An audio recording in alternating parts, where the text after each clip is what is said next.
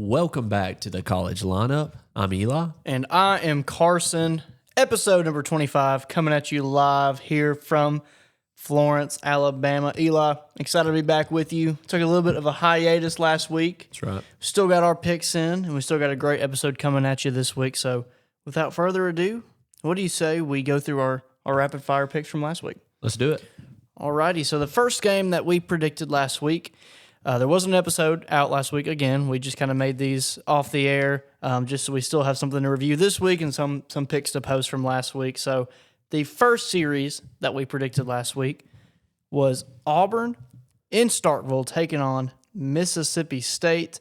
Me and Eli both took the Bulldogs here, and Eli, we both got this pick wrong. This was honestly one of the picks that I was most confident about last weekend. And if you aren't aware of what happened here, Mississippi State took the Thursday night game 10-3, then ended up losing the Friday game 5-4, and then Auburn won the Saturday game 13-2 in 7 innings. Eli, where do you think we went wrong picking the Bulldogs here? Yeah, I think it was just one of those things. Again, if you look at Auburn's past few SEC series or just how they've played this whole season, they have definitely had their ups and downs. So trying to predict that is sometimes a lot more difficult than one would think. And you think with a Mississippi State team who has had a great season so far as well, especially being at Mississippi State, one would think that, Mississippi State would more than likely come out with the series there. So I think it's one of those things that is just like trying to, you like we said, and like we talk about, we try and pick a little bit of an upset or things like that. And I just think this is one of those that we just kind of expected more so Mississippi State to defend their home turf well, and they failed to do that. Again, they did do it the first game, but they were not able to do it the second and third game. And I think also statistically we're backed up here as Mississippi State at home is 20-8. So before this weekend they were 19-6. 19-6. Math is hard sometimes. Anyway, so I mean, pretty solid record at home, and that's one that you want to have a really good record at because obviously it's your home stadium in front of your home fans. So I think in that way, statistically, it would back us up in saying that, that they do perform better at home. Which I think I read the Auburn stat there on accident. They're actually 25-8 is what it looks like. So Auburn's done great at home too. Again, they were away, and statistics would still back us up there too. Auburn at away games is 10-7.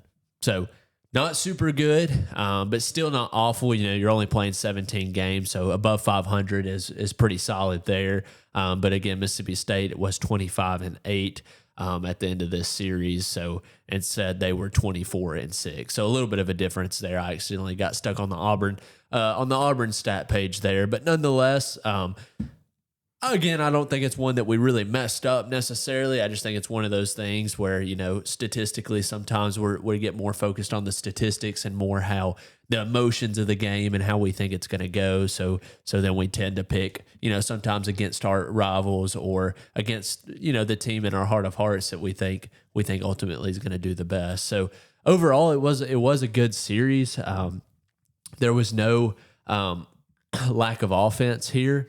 Again, Mississippi State did win the first game 10-3, so they were able to muster 10 runs. Second game, they just barely lost 5-4, and then Auburn went quite a bit to go 13-2 in the last game. So that's really all I got for that one. I think there's not just anything that supersedes and really stands out to me, but overall I thought it was a good series, and Auburn showed that they can compete with the best of the best, and they showed that they're really going to be a good regional host more than likely, and hopefully maybe even make a run to super regionals and probably even host that too if they do. So Carson, what are your thoughts on that series?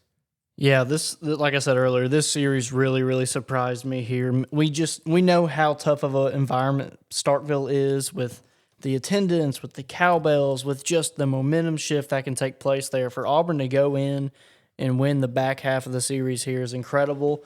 It's been an incredible past few weeks for Auburn. They had a big series win in Florida. They had a big series win at Texas A&M. This Auburn team continues to stack impressive series wins over the past couple of weeks, and I have a pretty good feeling that they're going to remain hot throughout this last series they got this weekend against Georgia at home in Auburn, and then also taking that momentum into the SEC tournament here. So it looks like this Auburn team is putting the pieces together at the right time of the year here.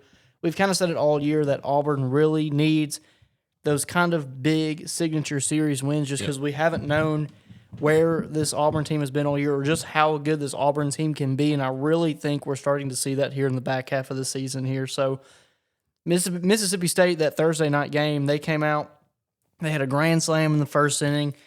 And then I was like, yep, this series is over. They ended up just pounding Auburn that Thursday game 10-3. And I was like, yeah, I think State's got it easy. Momentum was on their side. So for this Auburn team to take that game, take everything that happened to them in that game, all the bad pitches, all the the balls over the middle of the plate that State just demolished. Yep.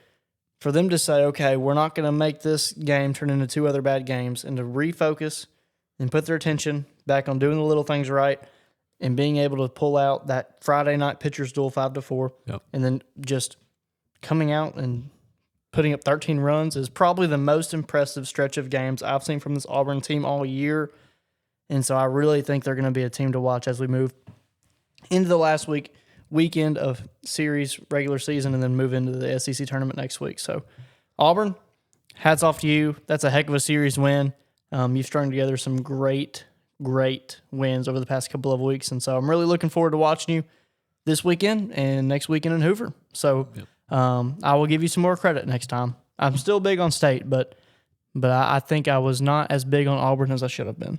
I'll say it that way. So I think both of us really let the Alabama series kind of get in our way. I know at least for me, I kind of let Alabama sweeping Auburn, and then Alabama's been struggling lately, so that was kind of par for the course in a sense of maybe Auburn's not as good as they showed that they could be, and I think I got proved wrong in that, and like you said, I think you're going to give Auburn a little more credit, and so am I. So I'll tip the cap, and with that, we'll move on and see how they do the rest of the week.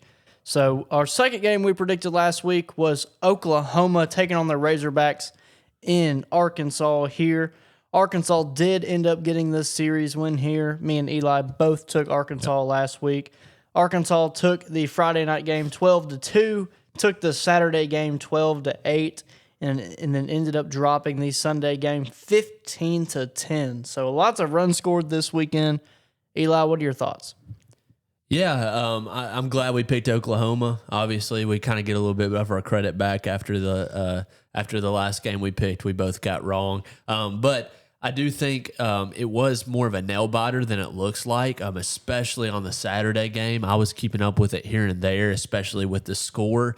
And at one time, Oklahoma was up like 8-2 or 8-4, something like that. And the next thing I know, I look and it's 8-8, and I'm like, okay, come on, Arkansas, you need to win this one so that way you have a chance, or so that way you can win the series and you don't have to worry about the Sunday game. And they were able to score 4 more runs there and keep Oklahoma quiet after that. So they were able to end up looking like it was a little bit worse or a better of a game from Arkansas, but they did ultimately struggle most that game and were able to have a few offensive innings there closer to the end to really pull them through there. But overall, great series by Arkansas, and again, it was the team that we picked, so that always helps and always looks better for us, especially because, like I said, last series that we picked, we both picked the wrong team, and we're on the wrong end of that. So great series. Again, we got one weekend series left for all the SEC, and then they're going to go right into the SEC tournament. So I'm excited to see both of these teams play and compete. And and Arkansas will probably, if they play well this next weekend, probably host a regional. And Oklahoma is kind of right there on the cusp. I don't think they'll necessarily host a regional unless they just have a really great series against whoever they play next weekend. So anyway, just excited to see how they do the rest of this season. But other than that, Carson, what do you have about this series? Yeah, I think it was a great, just a quality series win here for Arkansas. This is an Oklahoma team that has shown they're very good at times, but ultimately just the past couple of weeks, things have not gone their way. They actually dropped out of the rankings this week with this series loss against Arkansas here. So for me, it was one of those to where Arkansas just needs to kind of, show that they can take care of the little things, take care of teams that they're supposed to win, because baseball always has just a knack for knocking you in the teeth when you get comfortable here. So for Arkansas to say, okay, we're going to defend our home turf. We have a team that's, on the edge of being ranked. They've been ranked higher earlier in the season here, so we can still take care of business. We can put up runs, put up 12 runs in the first game of the series. Actually scored 12 or more in all 3 games of the series, which is very impressive. Oh, I take that back. They only scored 10 on that Sunday series there, but still scoring a lot of runs per each game, and so that's impressive in its own right. But just being able to say, hey, we know it's not a Texas this weekend. We know it's not an Auburn or a Georgia. It's still an SEC team coming into your building they're trying to prove something. They're trying to improve their seeding and hopefully make their life a little bit easier when it comes to regionals. I think Oklahoma is safely inside of a regional at this point. But still, Oklahoma's trying to solidify their spot. Arkansas is trying to solidify hosting a regional in a couple of weeks. Yep. So still a lot on the line here. So for Arkansas to say, hey, we understand what's at stake. We're not comfortable just, being in the top 25. We want to host. We want to take care of business here. We want to score a lot of runs and really show what we can do. I think that's what it was here for Arkansas. So great series win by them. Like you said, happy we picked them. Happy we got this one on the board after that Mississippi State series pick loss there. So overall, great series from Arkansas. Oklahoma's still a great team, but they're just going to have to find some ways to show that they're a great team over the next couple of weeks. So with that, I will move on into the third game we picked last week, which was a couple of different teams for us here. We had West Virginia at Kansas here. And so West Virginia did end up pulling out the sweep over Kansas here. They won the Friday night game 4-1. They won the Saturday game 5-2. And then they just put it on Kansas, winning the Sunday game 13-2 in 8 innings. So Eli and me both took the Jayhawks here, and we were both wrong in pretty significant fashion. Eli, going back, would you stick with Kansas or would you switch your pick to West Virginia? I never switch my picks. All right. So, I like it. Confident. I ride with the Blue Jays here, or whatever they're called, the Blue Hawks. I would stick with Kansas. Yep, that's what I would do. They didn't have the best weekend series, so it makes us look like we don't know anything. We don't know ball, but trust me, we know ball. Anyway, nonetheless, Kansas did have a series where they did struggle against a West Virginia team who has been pretty solid this whole season. They are 37-15. They're 35-12. Kansas is 37-15. So both really, really good teams this whole season up to this point. We got West Virginia. They're about 18 in RPI, so that's really good. So it's looking like that they're probably going to have a tournament spot. I think they're going to have a tournament spot. So going in and being able to beat Kansas and sweep the series there with Kansas, their RPI is 22. So they're right there neck and neck with each other. I think it was a closer series than maybe the score led on to be. But overall, it's just a bad pick by us. But again, I'm a ride or die with my teams. And so I'm always going to pick stay confident in my pick, and I think if they had another 3-game series against West Virginia, it'd be a little bit different. But nonetheless, don't have much about that. I'm excited to see how they play in the tournament, and see if they do good in a regional, if they make it to supers, if they make it to Omaha, just see kind of where they land. And again, I'll give credit where credit's due. West Virginia did have a good weekend series, but I'd still pick Kansas. So Carson, what are your thoughts? And I'm going to agree with you there. Going back, I'm still going to pick Kansas. I think this series did favor Kansas in a lot of ways. It was in Kansas. Kansas was 37-12 and number 7 in the country entering into the series here. West Virginia came in at 15, so not a whole lot of gap there, but enough to where all the odds and the data say to go with Kansas here. And you look at game 1, it was 4-1. You look at game 2, it's 5-2. That's just baseball. Right. Some pitches get left over the plate, and they don't get hit. Some do. That's just part of it. But that Sunday game, 13-2, I feel like that's the one that I'm just like, I feel like Kansas just kind of gave up on the weekend there. Once they realized they lost the series, they just kind of held back a little bit there. But as we kind of talked about with Arkansas wanting to solidify hosting a regional, this is kind of where West Virginia was too. Like I said, entering the weekend at 15, these are just rankings. I know regionals and selection shows kind of go off more of an RPI scale than it does a ranking scale. But still, they are pretty close hand in hand. If you look at it overall, it'll give you a pretty good of an idea of where a team is sitting. So for West Virginia to be sitting at 15, they are kind of on the verge of that bubble here, but their RPI got a big jump this weekend with the series sweep on Kansas here. So ultimately, West Virginia now in the rankings, not RPI, jumps up to 9 in the nation here. Kansas drops from 7 to 14. But still, this West Virginia team after this weekend is 35-12 overall. Like Eli said, they are a strong team here, and I think they once again just proved how strong of a team they are by sweeping Kansas here. Anyone can go win a game. I think that was kind of expected when we were picking the series was, hey, West Virginia's probably going to snag a game.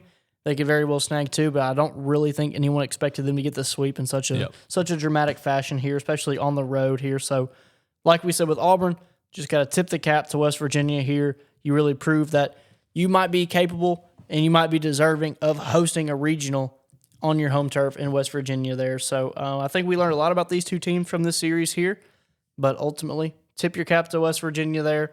Got the job done. Put yourself in a great position to host a regional here in a couple of weeks. So, and maybe me and Eli will do better picking West Virginia and Kansas in the future. Maybe. So moving on, we're going to move into the 4th series that we predicted last week.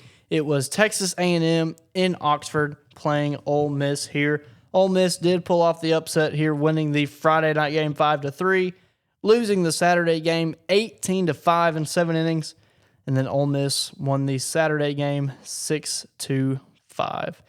I took the Rebels of Ole Miss. Eli took the Aggies of Texas A&M. Eli, what are your thoughts? Texas A&M really frustrated me. We lost the series, man. You got it right. It is what it is. You'll get one right every now and again, I guess. Whatever, but I didn't. And my record with picking this season has been okay, subpar at best. But Carson did a little bit better so far. That's a bunch of mumbo jumbo. It doesn't really matter. Kind of like the rankings right now. It's more about the RPI for the end of the season. So that's where I'm really gonna shine. And Carson's gonna go downhill from there, basically. So anyway, nonetheless, about this series, Texas A&M did have a really good Saturday game as they were able to mercy rule Ole Miss in just 7 innings, 18-5. But unfortunately, they used all their runs in that game. They were able to score 5 in the Sunday game, but their pitching could not hold Ole Miss off, and Ole Miss ultimately was able to pull out the 1-run victory there. This is an interesting series, though, because they were so close together RPI-wise. You got Texas A&M, who was RPI around 10th, and then you got Ole Miss, who was 13 RPI. So they were right there head to head in the top 15 in RPI for RPI purposes. And so I think this one was a toss-up series. I think if you play a best-of-7 series, it's probably going to be about 4. Someone's going to win 4, and the next team's going to win 3. So I don't really think there's much leeway in that sense, and I think it's more of a coin toss every game on who's going to win. So I don't think you could go wrong picking Texas A&M or picking Ole Miss because, again, I think if they played another 3-game series, it ended up being each team probably about 500. So could be wrong there, but that's just kind of statistically speaking and seeing and watching both teams play this whole season so far. I kind of think that's where it's at. So while Texas A&M did kind of upset me because they couldn't win my parlay. I'm just kidding. I don't have a parlay, but just because they couldn't win the series for me, I think they still got a bright postseason to come. And I also think Ole Miss does the same as well. They will both more than likely host regionals, and then if they can both win, obviously they might even get to host super regionals. So both two really, really great teams, and I don't think there's much to say downside for either team. It's just Ole Miss got the better of them this time. So be interesting to see for next time if they do run into each other or next series next weekend. I think Texas A&M has Mississippi State. So that'll be a really good series to see. Is Mississippi State starting to slow down a little bit? Or is this a good series for Texas A&M to bounce back and really solidify themselves as a really good regional option?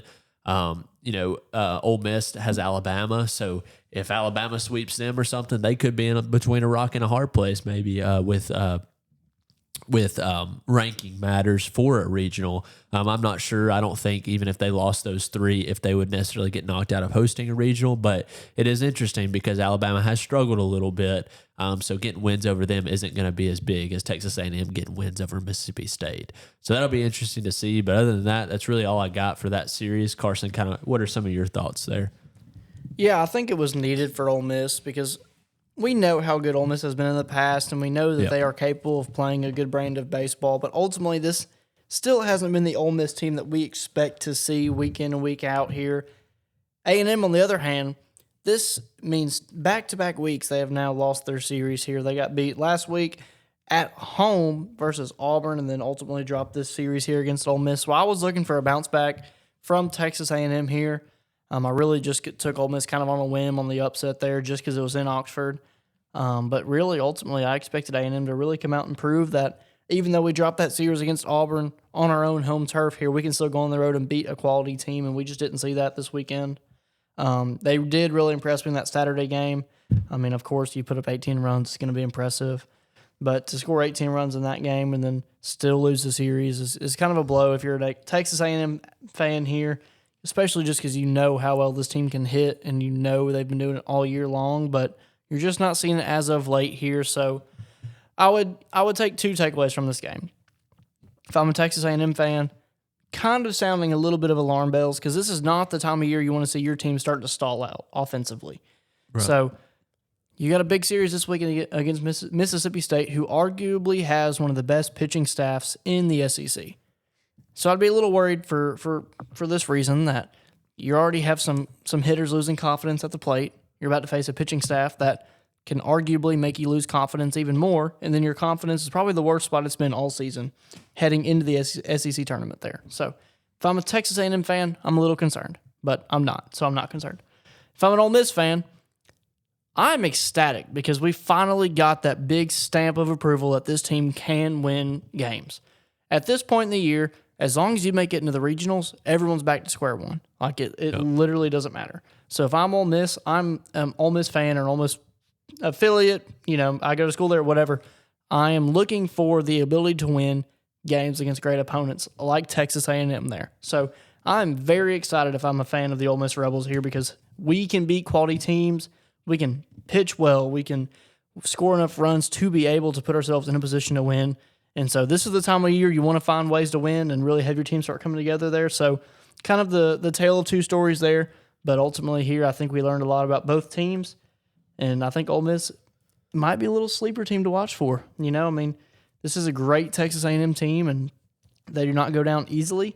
And so to have a kind of a sleeper team like Ole Miss, who's kind of been looked away from all year, I would keep Ole Miss on the back of your radar. Maybe not the forefront of our radar like Texas and Georgia and Auburn, but just kind of keep them on your mind. It wouldn't surprise me if they go down to Hoover and win a sneaky upset or two. So that's all I got to say about that. And it was a great series. But moving on into our last series pick here, we have Oregon at the best team in baseball, according to the rankings, UCLA. Now, let me pull up the games here. We had UCLA taking the series win here. Oh, I apologize. Oh, yep, I'm good. Yep, UCLA won the series here. UCLA won the Friday night game 11-1 in 7 innings. They lost the Saturday game 9-6, and then UCLA won the Sunday game 9-6. Eli took the Ducks of Oregon. I took the Bruins of UCLA here. So pretty big matchup, non-SEC matchup here. Eli, what do you think? Yeah, I picked obviously Oregon, the Oregon Ducks, to win this series. Unfortunately, they did not do that. This was one of many this weekend of upsets that I kind of predicted. Would have worked if Oregon would have won too, obviously, but that did not happen. So this is where we're at. We're talking about it, and I'm feeling bad about picking Oregon. So I'll know to not sleep on the number 1 team in the nation. Obviously, probably was a stupid decision in hindsight, but hindsight is not always 50-50. So,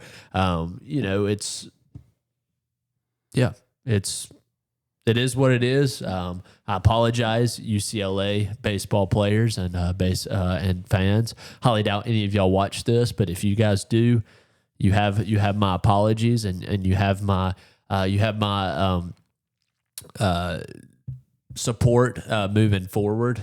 So maybe y'all can go do some good things. I don't really care if y'all win the whole thing or not. I don't want a 1 seed to win most of the time. It's always fun to have a little bit of an upset or a 2 or 5 or 10 or whatever seed make it to Omaha and win the whole thing. That'd be pretty neat too. But overall, good series by UCLA. Still just proving why they're the best team in the nation right now. It's going to be very interesting to see how they play in regional, sub-region, or regionals, and then super regionals, and then Omaha if they make it that far. It's going to be really fun to watch them. They have not lost many games at all this season. One of the best records that we've had in a long time.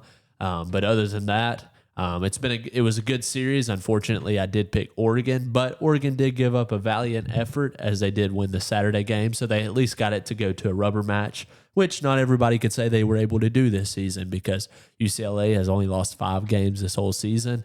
And so being able to say you've beat them in one of those 5, still a pretty good feat. And it shows that Oregon's still a solid team. It's going to be hard to beat a UCLA team, but Oregon is 19 in RPI, while UCLA is RPI 1, but also ranked in the national rankings as 1 as well. So they're far and away the best team right now. But is that going to keep up all the way into the tournament? Who knows? But it's going to be exciting to see. So Carson, been on the winning side of this series. How do you feel, and what are your thoughts? Yeah, it's really, I feel like college baseball is just in a spot of who can catch UCLA here. I want to point out one thing that I think is probably the staple of this UCLA team. They are 16-0 in away games. They have a better record on the road than they do at home. And for any baseball team to be able to go do that and to then boast a 46-5 record here moving into the last series of the regular season, it's impressive. I don't care who you are, what talent you have. Baseball's just one of those games. It's hard to put up a record like 46-5 to begin with, and to have an undefeated record on the road. They're also 3-0 on neutral sites as well. All of their losses have come at home. They're 26-1 in their conference right now. This UCLA team is dangerous. They're number 1 record ranking-wise. They're number 1 in RPI. They are really just kind of setting themselves so far above the pack that, like I said, it's really just a game of who can catch UCLA. This Oregon team is a great team. They're top 25 in RPI. they have quality wins under their belt. They're almost in the top 15 for rankings. So, I mean, it's not like they're just going out and playing nobodies every week. I mean, they haven't had the strongest schedule, but, I mean, they've had good enough to obviously be number one in RPI, where your opponent's strength of schedule is also factored in that calculation. So, this UCLA team is dangerous. Like you said, I really think it's going to be fun to see how they do in regionals and super regionals. But, I mean, this UCLA team, not much else to say other than they are dominant. And I'm not sure if any, if not who, will be able to finally take this UCLA team down. It is baseball. You never know. They could be running, a little ahead of schedule of where they want to be, putting wins together and kind of using up all their momentum and hits and pitching now when they need to be saving it for their conference tournament and regionals. We don't know. That happens a lot with teams this early in the season or at this point in the season. But ultimately here, this UCLA team is just showing how dominant they are and that really no one can stop them. They have a series against Washington here to round out their season there. Washington currently is unranked. And so I don't think that should boast any problems for them either. So I look for UCLA to get the sweep and then move into their conference tournament with a pretty dang good record. Yeah. So it's going to be interesting to see who can take them down. Yep, absolutely. Welcome back to our favorite segment, or at least it's my favorite segment, the Weekly Hunt. If you are new here to the college lineup, we have a segment called the Weekly Hunt, where we cover all things University of North Alabama athletics.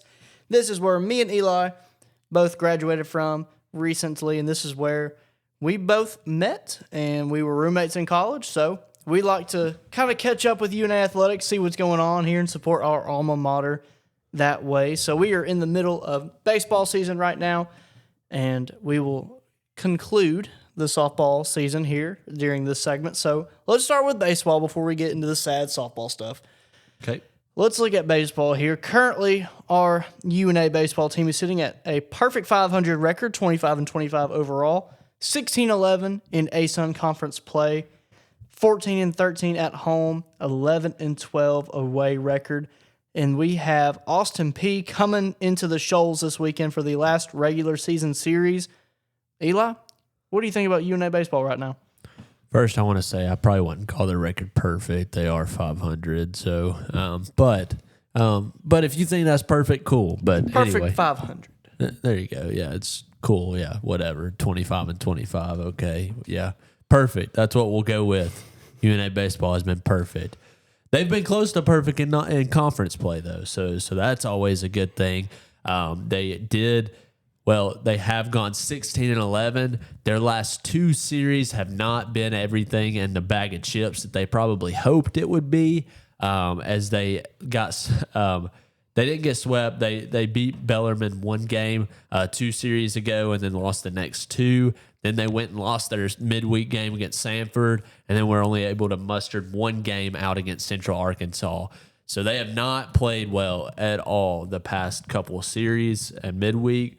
But we were able to, the one win we had against Central Arkansas was able to clinch the ASUN. So if nothing else, we can get a cool ASUN championship regular season baseball shirt at the end of this season. But that bodes well. Now, even if we got swept by Austin Peay, which I hope we don't, but if we do, we still can hold high that we are going to be one of the top dogs in the ASUN, and that's going to bode well for the ASUN championship. So I'm excited for this series against Austin Peay. They do play a midweek game tomorrow, which this will probably drop on Wednesday or Thursday, so they would already played this by the time you guys see this, but we are recording this on Monday night, so they do play Murray State at Tuesday at 4, so hope they can win that game. Don't know if they will or not. I have a good feeling that they will be able to, but at the end of the day, I think at this point we're in a good enough spot where if we lost all 4 of them, we'd still be all right. But hoping we can win the series against Austin Peay. Again, there are, them and Lipscomb are probably our 2 fiercest rivals in the ASUN. So I'm excited for the series. It is our last series at home. Obviously, it is the last series overall. So it is nice to be able to close out your season on your home field. So that'll be fun. And hopefully a good series there. Again, I think UNA has had the best season in baseball they've had for a long time, especially getting to hold the ASUN championship or the number one in ASUN conference play this season. So been an exciting season so far. Again, we're about to get into softball too, but definitely did not expect it at the very beginning of the season that we would be number one and stay number one. So anyway, that's enough for me. Carson, what would have been your thoughts of this season, and what do you think is going to happen at the last series to close out the season? I think overall, like you said, the biggest takeaway for me this season is just how happy I am to see that UNA baseball is competing again. They're playing a pretty solid brand of baseball, and the best baseball I've seen UNA play in my recent memory, at least since I went to UNA. I've been following UNA and have been a student and alumni of UNA. This is by far the best baseball team that I've seen come through. So that's very exciting. Even though we are sitting at 500, our conference record is above 500. We are in the top 3 of our division in the ASUN. So there are things going our way here, and so we still have a great couple of games to round out our season here to look forward to. We do take on Murray State tomorrow at 4 o'clock, who went to the College World Series last year. Like, that is awesome. All things considered, it's another chance to compete against a great team. We are currently sitting at 178 RPI, and Murray State is ahead of us at 172 there. So, great competition. A team that is pretty much around our level, I would say. Even though they did go to the College World Series last year, they are not that same team by any means, but at the same time, still a chance to go out and prove yourself as we round out the past couple of weeks here. Then obviously we got old Austin Peay coming to town this weekend. You ask any UNA student, UNA alumni in the past couple of years, and you will learn very quickly that we are not big fans of Austin Peay around here. Some basketball bad blood has turned them into a little miniature rival there. So definitely want to take care of them this weekend. Austin Peay is just below us at 14 and 13 in the ASUN in the gold division. So don't want to get overtaken by them. If Austin Peay were to sweep UNA this weekend, they would finish ahead of us in the regular season rankings, but we don't want none of that. We want to take care of business here. We would love to get a sweep and some momentum going into the ASUN championship next week in Florida. But overall, I'm very satisfied with the brand of baseball this team has been playing. Even though the past couple of weeks have not gone our way, I'm still very hopeful that we can sort of right the ship. I'm glad we have a home series to round out our season here. Right the ship, get a great series win here under your belt, and then get some momentum moving into the ASUN championship next week because, like we say all the time, baseball is such a momentum sport. So we could really use a big last final push for the ASUN championship, and ultimately, if you want to play any sort of baseball after that, you're going to have a great ASUN championship to begin with. So overall, very satisfied with the level of baseball this team has been playing this year.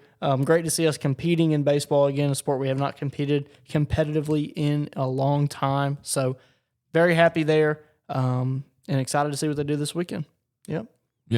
And I think we can move into softball and have a little 2-second recap there. They did have a really good season overall.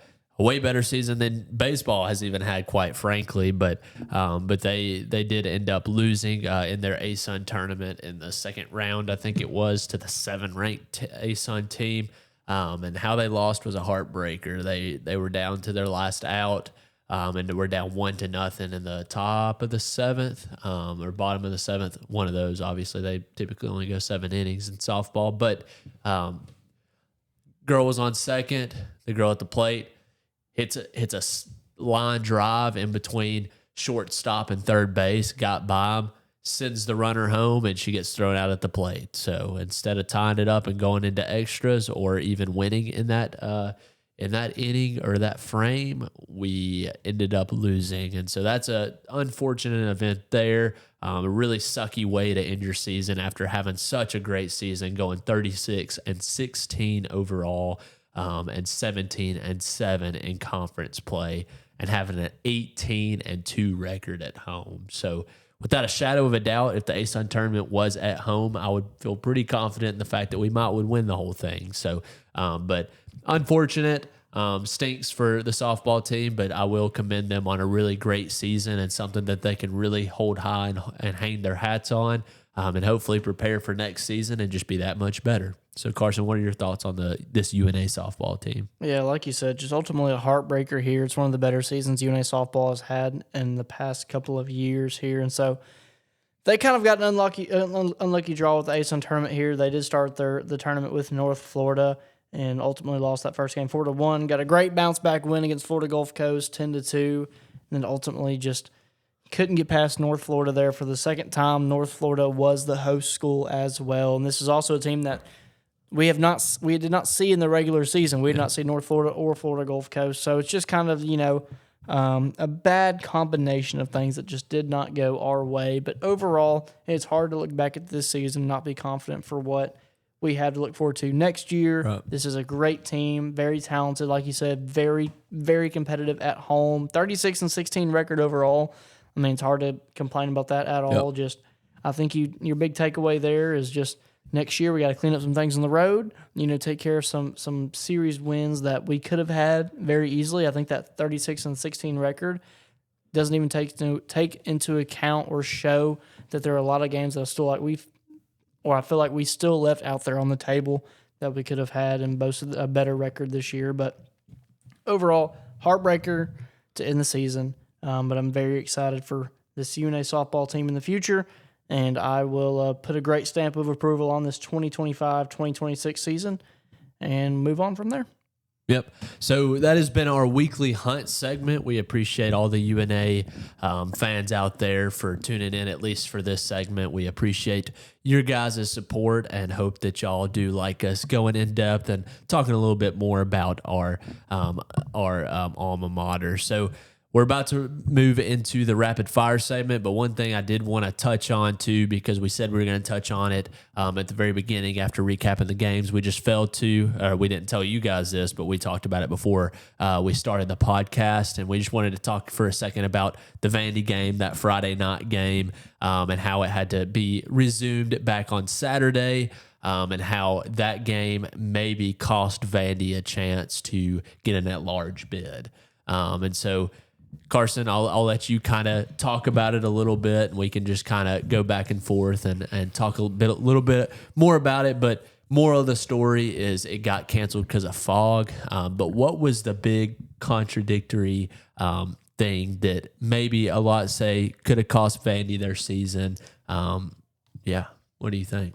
Yeah, this was mind-boggling to me, and I am a fan of Vanderbilt. I do have some family ties to Vanderbilt, and do attend a lot of Vandy games and do keep up with them very, very strongly compared to some other teams. So this one hit a little bit closer to home. But if you were not watching here, Vandy is in the top of the ninth. They are down, I believe, 2 runs. Was it here?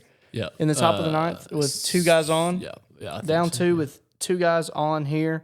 I think it was actually 6-7, and then because they hit a 3 run to go up 9-7, but it wasn't really a 3 anyway. Sounds right. Keep going. But Vandy's down, and so they started the game at 8:55 that night just because of some other weather moving through the area there in Missouri. And so Braden Holcomb is at the plate for Vandy. Typical power hitters, pretty much one of the biggest power hitters Vandy's had in recent memory. Yeah. Definitely a big home run factor for this team, and so the fog is rolling in. You probably saw it posted everywhere. ESPN, a lot of pages were covering this story here. I mean, from the center field camera, you cannot even see the pitcher and the batter and the umpire, everything, just because the fog is so bad. So you have a home plate bird's eye view from the top of the press box there. Braden Holcomb smashes a baseball into the fog. So it was 108 miles per hour off the bat. Yeah. TrackMan said it went 379 feet. As soon as the ball is hit and the outfielder kind of loses it in the fog when he turns around, he throws his hands up like you would see for a ground rule double. But Holcomb rounds the bases. They initially called a 3-run home run. Yeah. Umpire on the field does the home run signal. They ended up, having a discussion with Missouri's coach, as he should. This game, in retrospect, should have been called off a lot earlier before this. Vandy should have never even been put into the situation. But they go to review, and they say that Holcomb actually hit a ground rule double in that it was not a home run. And even though the call on the field was a home run, it turns out to be a ground rule double. Which makes no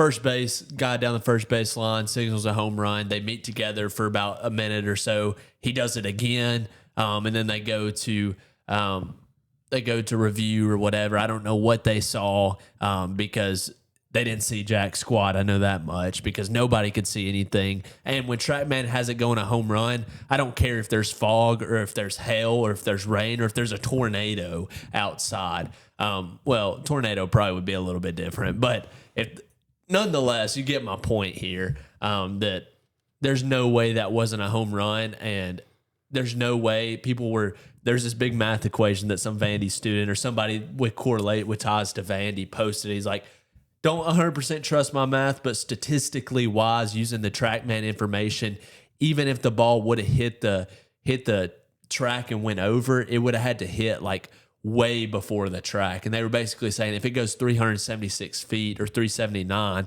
that's over any fence, any part of the fence, and it was right center even, because you can see the guy track it for a second. So nonetheless, I definitely don't think it bounced, and I definitely think we would have seen it bounce because there was a camera down the third base or down the first base line that they kind of showed. There was a little bit better angle, and you can't see the ball touch the ground at all. So I think that was a bunch of mumbo jumbo, and they just didn't want to hurt anybody's feelings. So they were like, okay, ground rule double, 1-run scores. It's going to be a tie game.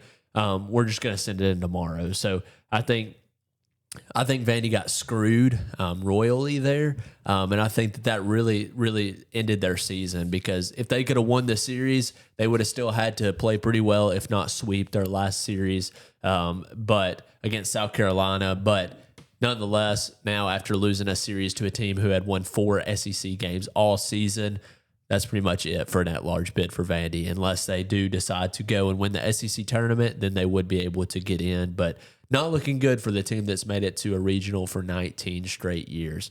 But just kind of wanted to touch on that a little bit, see what your guys' thoughts were. But everybody that I've seen, especially even people that aren't correlated to Vandy, besides Tennessee fans, obviously, they're all like, oh, Coat better or whatever. But every other team's like, yeah, that had to be a home run. There's not really a way around it. So, Carson, do you have any last thoughts about that?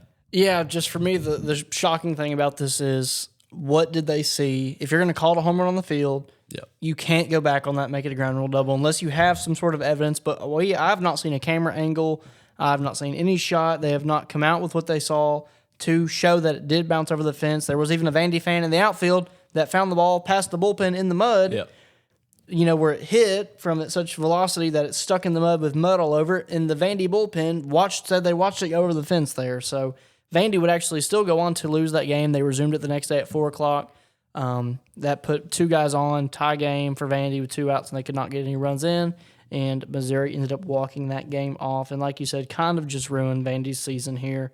Yep. They would have to have a near perfect run in Hoover to make the regionals at this point. But overall, I don't know how you go back and overturn that call. It shocked me. Like I said, I don't know how you do that. But like I said, nonetheless, Vandy still had chances to win the game, and they didn't do so. Right. But so just got to move on. That was Missouri's first home SEC win in 2 years. Yep. So I mean, at that point, like, you can blame that. I mean, yes, it's a big factor. It's a big momentum shift. But at the same time, like, Vandy still didn't show up to play the level of baseball they need to put themselves in a position to get into a regional. Well, and in retrospect, in all reality, we were up 6-1 until the 8th inning, and then we put in a pitcher, and Corbin Brown, whoever decided to keep in the pitcher, our pitcher, for him to give up 6 runs in a row to give them the lead. I don't know. That was a little bit of a brain fart there. Not saying I'd do much better, but I think I have the common sense to at least take a pitcher out before he gives up 6 runs to give up the lead. So, nonetheless, Vandy did definitely have their chances when they were up 6-1, and then when they tied at 7-7, they had their chances, and they did actually have a chance to take the lead, but the guy ended up striking out on a still home because the still home was actually safe. So that was kind of a crazy way to almost score a run, but then it was on 2 strikes, so the guy obviously couldn't swing with a guy running home, and so then you ran into a little bit of mumbo jumbo there. But nonetheless, like Carson said, Vandy definitely had their chances, but that one's gonna probably be the nail in the coffin for for Vandy's season, unfortunately. But Other than that, we'll move right into the rapid fire segment. So, Carson, if you have us 5 series for this coming weekend that are going to be the best series of the weekend, let us hear them. Hey, last regular series. Wow, that's a tongue twister. Regular season series picks coming at you right here on the college lineup here. We have some great matchups to end the regular season. So without further ado, let's get into it. As always, if you're new here, these are series winners for this upcoming weekend. So we go through 5 baseball series matchups, and we say this team is going to win 2 out of 3 and win the series this weekend. So first up, both teams sitting at 35-17. We have Ole Miss going to Tuscaloosa to take on the Crimson Tide. Who do you got? Give me Ole Miss. I think Alabama has struggled the past, past month and a half, and I think Ole Miss is really hitting their stride here, especially after beating Texas A&M. So I think they're going to keep strong and win their last series to go into SEC tournament play and more than likely host a regional. But on the flip side, if Alabama can pull it out, then they're right there, and they may be able to host a regional too. So I think there's a lot more on the line for Alabama than Ole Miss, but I do think Ole Miss is going to win the series. This is a great matchup here, especially in their season, pretty evenly matched here. Alabama did struggle a lot in April, but they are actually coming off 2 SEC series sweeps. So, but Ole Miss on the flip side is also coming off a big series win against Texas A&M. This is true. In Tuscaloosa, I'm going to roll with the Tide here. Little biased probably, but it's all right. Give me the Crimson Tide to win 2 out of 3. I say they win the first game of the series, and I'm going to go they win the second game of the series. Ole Miss snags the third. Moving into our second series pick of the weekend, we have number 13, Mississippi State, traveling to Texas to take on number 10, Texas A&M. This is the tale of who's going to get back. Both of them struggled last weekend. And both of them lost their series. So who is going to get back and who is going to solidify themselves as really top dogs here?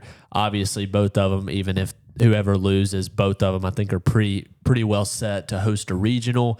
So not going to have to worry much about that. But I do think Texas A&M is going to put it together. I think Mississippi State is getting cold at the wrong time, and I think Texas A&M is going to start picking it back up and have a good last weekend series and have a good SEC tournament showing. So be interesting to see, but I'm ultimately going to go Texas A&M to win the series.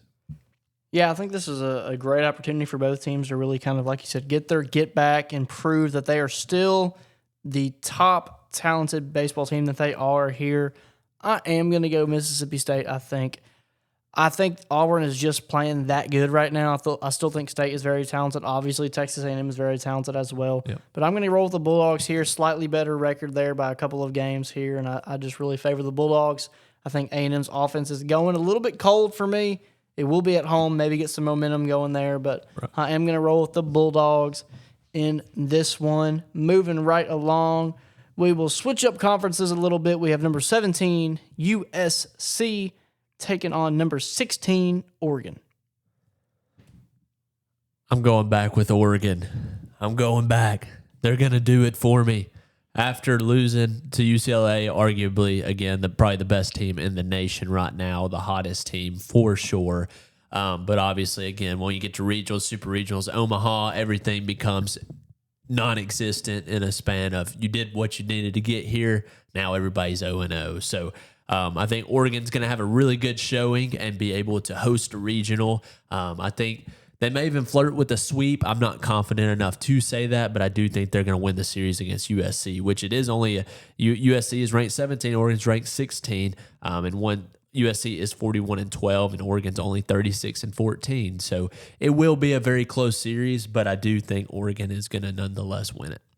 Yeah, I like the pick, and I'm gonna match you there. I'm gonna go with the Quack Attack here, looking for a big bounce back after that UCLA series. Sitting at 16 in the rankings, not sure where they are in RPI, but they are very well in the potential regional host conversation here. So, give me Oregon winning 2 out of 3 against their Southern California counterpart there. So, give me Oregon. Moving on to pick number 4 of the weekend, we arguably have the matchup of the weekend, maybe of the month. number 4, Georgia, and number 5, Auburn on the Plains. This is tough.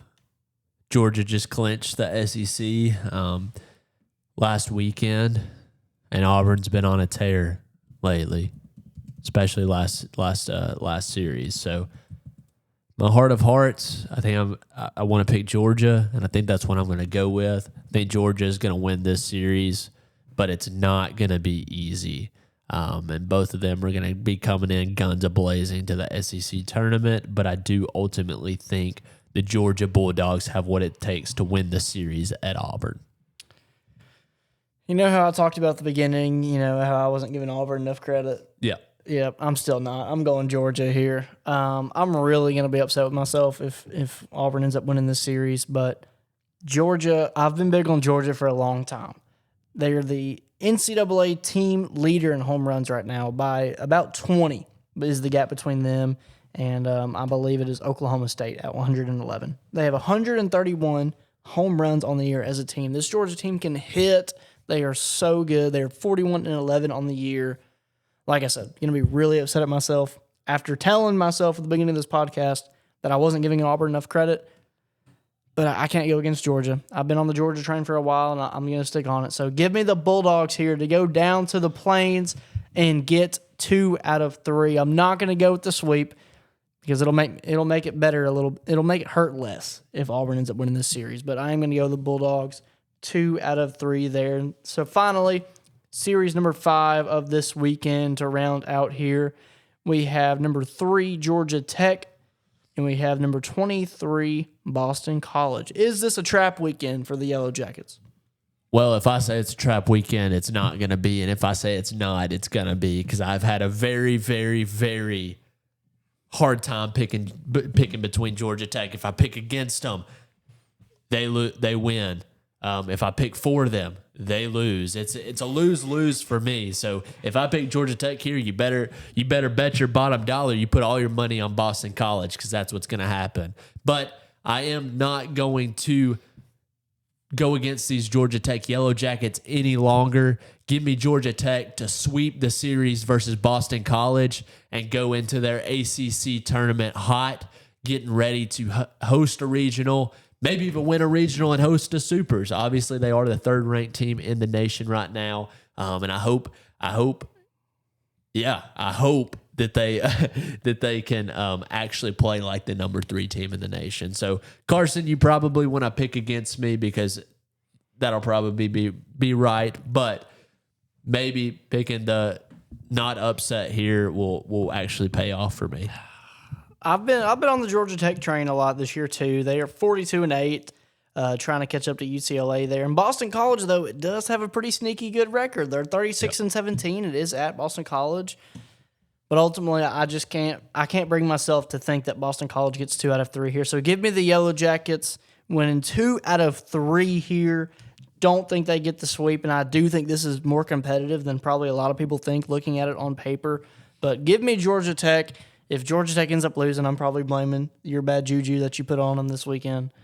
Do it. But ultimately, I'm going to go Georgia Tech to win 2 out of 3. And with that, that is the end of our rapid fire segment and the end of episode number 25 of the College Lineup. If you enjoy what you're listening to, please share it with a friend. Please follow us on Instagram and TikTok as well. If you want to see our picks later in the week, they will be posted on there for you to see as well and follow along in real time this weekend as these series take place. But we really appreciate the support. Like I said, if you enjoy it, please drop a follow, subscribe wherever you are listening to. If you're on YouTube, subscribe. If you're on Apple Podcasts or Spotify, please feel free to follow us and hit notifications on there so you'll be updated every week when we drop a new episode. So, as always, we will catch you next time, and this has been your College Lineup.